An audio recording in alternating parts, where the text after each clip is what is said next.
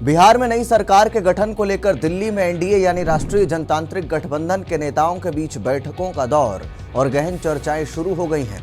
Janata Dal United के शीर्ष नेताओं ने वरिष्ठ भाजपा नेता और केंद्रीय गृह मंत्री अमित शाह से मुलाकात की।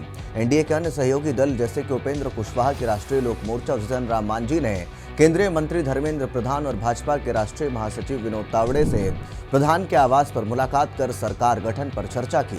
सूत्रों के मुताबिक जीतन राम मांझी के बेटे और कुशवाहा की पत्नी को उनके दलों की ओर से संभावित मंत्री पद के लिए चुना जा सकता है। एनडीए में चर्चा है कि नए मंत्रिमंडल में जातीय और क्षेत्रीय संतुलन को सबसे अधिक महत्व दिया जा रहा है। चारों ओर प्रमुख सहयोगी दलों में यह आम सहमति देखी जा रही है कि जदयू अध्यक्ष नीतीश कुमार ही मुख्यमंत्री बने। उप मुख्यमंत्री पद भाजपा के खाते में जाने की संभावना है। सूत्र बताते हैं कि भाजपा में 2 डिप्टी सीएम बनाने पर विचार हो रही है। इसमें एक बार फिर पूर्व डिप्टी सीएम सम्राट चौधरी को जिम्मेदारी मिलने की चर्चा है, जबकि दूसरे पद के लिए किसी ठाकुर चेहरे पर विचार किया जा सकता है। इसी बीच मौजूदा डिप्टी सीएम विजय कुमार सिन्हा रविवार को दिल्ली स्थित आरएसएस मुख्यालय पहुंचे। सूत्रों ने बताया कि नए बिहार मंत्रिमंडल में भाजपा के 15 से 16 मंत्रियों की संभावनाएं हैं, क्योंकि वह सबसे बड़ा दल बनकर उभरी है। स्पीकर का पद भी भाजपा को मिलने की संभावना है। वित्त, गृह और लोक निर्माण विभाग जैसे अहम मंत्रालयों पर भी भाजपा की बड़ी नजर है। जदयू को 14 से 15 मंत्री पद मिलने की उम्मीद है, क्योंकि वह संख्या के लिहाज से दूसरी सबसे बड़ी दल है। उपेंद्र कुशवाहा की बात करें तो राष्ट्रीय लोक मोर्चा और जीतन राम मांझी की हिंदुस्तानी आवाम मोर्चा सेकुलर को एक मंत्री पद मिलने के आसार हैं।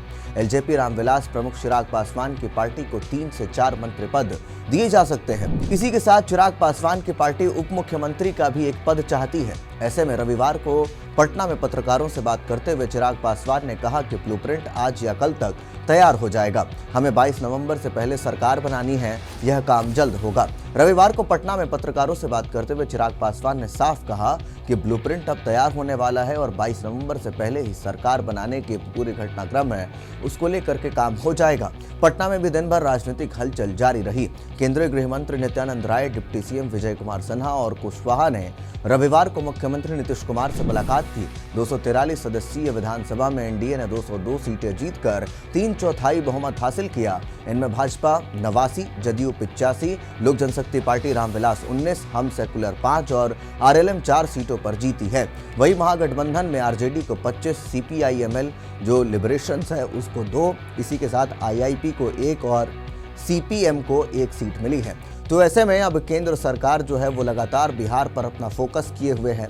नीतीश कुमार, उपेंद्र कुशवाहा, जीतन राम मांझी और चिराग पासवान ने मिलकर के एक साझा सरकार चलाने की तमाम प्रक्रियाओं पर अब जोर डालना शुरू कर दिया है।